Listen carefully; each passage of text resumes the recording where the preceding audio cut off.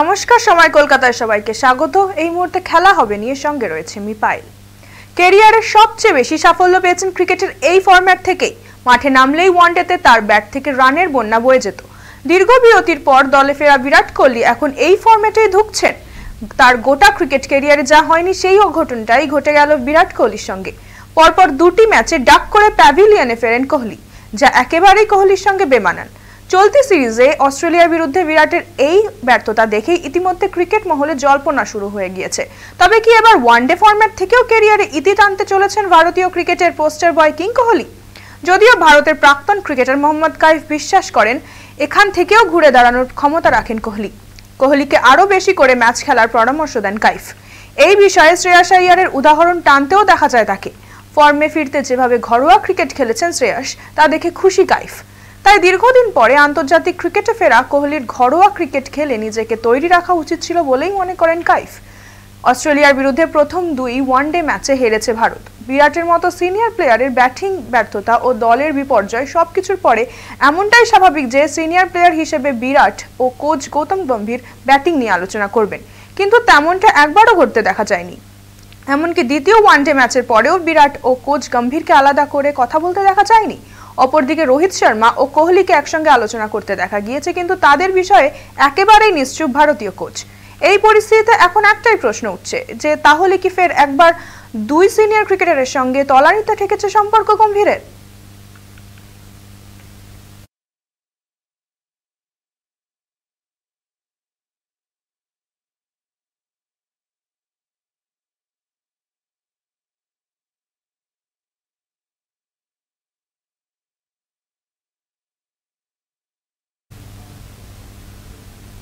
ভারতে একদিনের বিশ্বকাপ খেলতে এসে অস্ট্রেলিয়ান ক্রিকেটারদের যেন দুর্গতি চিরসঙ্গী।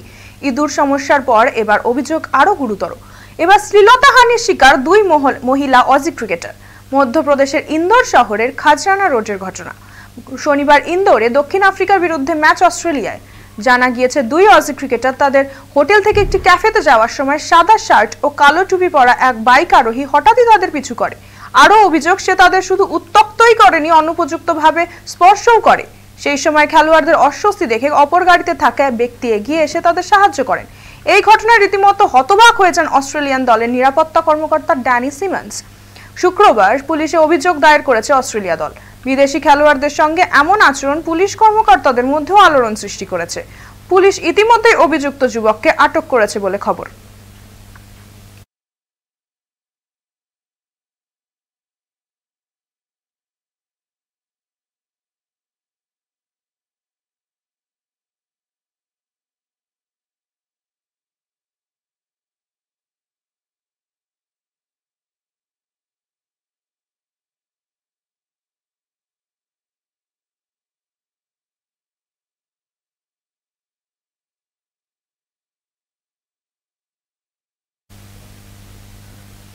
মায়ামির হয়ে মাঠে নামবেন, গোল করবেন এবং দলকে জেতাবেন, এটাই যেন এখন লিওনেল মেসির নিয়মিত রুটিন হয়ে দাঁড়িয়েছে।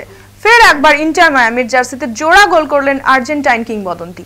তার জোড়া গোলের ওপর ভর করেই শনিবার ন্যাশভিল এসসিকে 3-1 গোলের ব্যবধানে হারিয়েছে মায়ামি। এই নিয়ে সপ্তাহ খানেক ব্যবধানের মধ্যে ন্যাশভিলকে দুবার হারালো ইন্টার মায়ামি। এর আগে লিগ পর্বের শেষ ম্যাচে মেসির হ্যাটট্রিকে 5-2 গোলে জিতেছিল তারা। এদিন ম্যাচের শুরু থেকেই বল দখলে কিছুটা এগিয়ে ছিল পয়েন্ট তালিকার 3-এ শেষ করা মায়ামি। 19 মিনিটে মায়ামিকে প্রথম লিড এনে দেন আর্জেন্টাইন মহাতারকা। সতীর্থ লুইস সুয়ারেজের ক্রস থেকে শূন্যে শরীর ভাসিয়ে দিয়ে হেড দিয়ে গোল করেন তিনি। 1-0 এগিয়ে প্রথমার্ধ শেষ করে মায়ামি। এরপর দ্বিতীয়ার্ধে 62 মিনিটে তাদেরও আলেন্দের গোলে ব্যবধান বাড়ায় মাসচেরানোর ছেলেরা। ইয়ান ফের বাড়ানো ক্রস থেকে গোল করেন আলেন্দে। ওই গোলটিও আসে হেড থেকেই। 2-0 ব্যবধান নিয়েই ম্যাচ শেষের পথে এগোচ্ছিল। তবে অতিরিক্ত সময়ে খেলা গড়ালে আরও গোলের ব্যবধান বাড়ান মেসি। সম্ভবত ক্যারিয়ারের সবচেয়ে সহজ গোলটাই এদিন করেছেন তিনি। জর্ডি আলবার ক্রস সামলাতে ব্যর্থ হন ন্যাশভিলে গোলরক্ষক। সেই সুযোগেই তার ফসকে যাওয়া বলটি আলতোভাবে ফাঁকা জালে জড়িয়ে দেন মেসি। এরপর ম্যাচের একদম অন্তিম মুহূর্তে সান্ত্বনার গোল পায় ন্যাশভিল। গোলটি করেন হানি মুক্তার। ফলে 3-1 জয় পায় মেসি। এই জয়ের ফলে 3 ম্যাচের সেরা 2 ফরম্যাটের সিরিজে 1-0 এগিয়ে গেল ইন্টার মায়ামি। সিরিজের দ্বিতীয় ম্যাচ হবে 1 নভেম্বর ন্যাশভিলের মাঠে।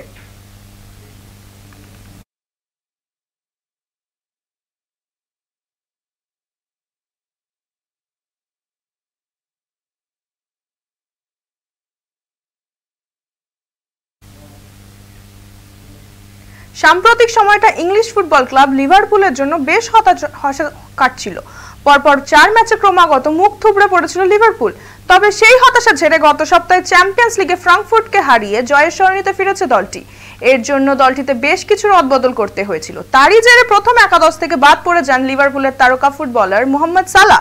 সালাহর পরিবর্তে স্ট্রাইকার হিসেবে আর্নে স্লটন, হুগো একটিকে এবং আলেকজান্ডার ইসাককে মাঠে নামানো হয়। পরিকল্পনা কাজেও দেয়। ফ্রাঙ্কফুর্টকে 5-1 গোলে হারায় দ্য রেড ব্রিগেড। ম্যাচের 74তম মিনিটে সালাহ মাঠে নামেন, কিন্তু অনেকগুলো সুযোগই হাতছাড়া করেন তিনি। সালাহর এমন ছন্নছাড়া পারফরম্যান্সের পর লিভারপুল সমর্থকদের একাংশ সালাহকে সমালোচিত করতেও ছাড়েননি। এরপরেই নিজের সোশ্যাল মিডিয়া হ্যান্ডেল থেকে লিভারপুলের ইঙ্গিতবাহী জিনিসপত্র মুছে ফেলেন সালাহ। আর এই ঘটনার পরেই সালাহকে নিয়ে সোশ্যাল মিডিয়ায় জোর চর্বনা শুরু হয়েছে। অনেকেই ধারণা করছেন, তবে কি লিভারপুল ছাড়তে চলেছেন সালাহ?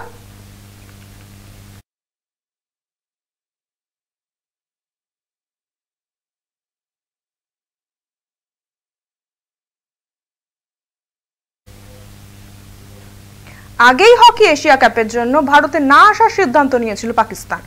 এবার ফের তার কয়েক মাস পর জুনিয়র হকি বিশ্বকাপ থেকেও সরে দাঁড়ালো তারা। 28 নভেম্বর থেকে 28 ডিসেম্বর পর্যন্ত চেন্নাই ও মাদুরাইয়ে অনুষ্ঠিত হতে চলেছে এই প্রতিযোগিতা। এবার সেখান থেকেও নাম প্রত্যাহার করলো পাকিস্তান। পাকিস্তানের নাম প্রত্যাহারের এই বিষয়টি আন্তর্জাতিক হকি ফেডারেশন নিশ্চিত করেছে। তারা জানিয়েছে পাকিস্তানের পরিবর্তে নতুন একটি দলকে সুযোগ দেওয়া হবে। জুনিয়র এই হকি বিশ্বকাপে 24টি দল অংশগ্রহণ করবে। পাকিস্তান ছিল ভারত, চিলি এবং সুইজারল্যান্ডের সঙ্গে একই গ্রুপে। এর আগে রাজগীর ও বিহারে অনুষ্ঠিত এশিয়া কাপে পাকিস্তানের পরিবর্তে বাংলাদেশ অংশ নিয়েছিল, কারণ সেই সময় প্রাক্তন এশিয়ান চ্যাম্পিয়ন টুর্নামেন্ট থেকে সরে দাঁড়িয়েছিল। পাকিস্তানের তরফে জানানো হয়েছে, দুই প্রতিযোগিতা থেকেই তাদের সরে দাঁড়ানোর কারণ হল নিরাপত্তা সংক্রান্ত উদ্বেগ, যা দুই দেশের রাজনৈতিক টানাপোড়েনের ফল। উল্লেখ্য, গত 22 এপ্রিল জম্মু কাশ্মীরের পেহেলগাঁওয়ে ভয়াবহ জঙ্গি হামলায় প্রাণ হারান 26 জন ভারতীয়। এরপরই পাল্টা অপারেশন সিঁদুর অভিযান চালায় ভারত, যার প্রভাব পড়ে ক্রীড়া ক্ষেত্রেও। এদিকে পাকিস্তানের জন্য জুনিয়র বিশ্বকাপে অংশগ্রহণের দরজা খোলা থাকবে বলে জানিয়েছেন ভারতীয় হকি প্রধান দিলীপ তিরকে। বলেন, পাকিস্তান হয়তো অপেক্ষা করবে না, কিন্তু তাদের জন্য সবসময় সর্বদাই স্বাগত জানানো হবে।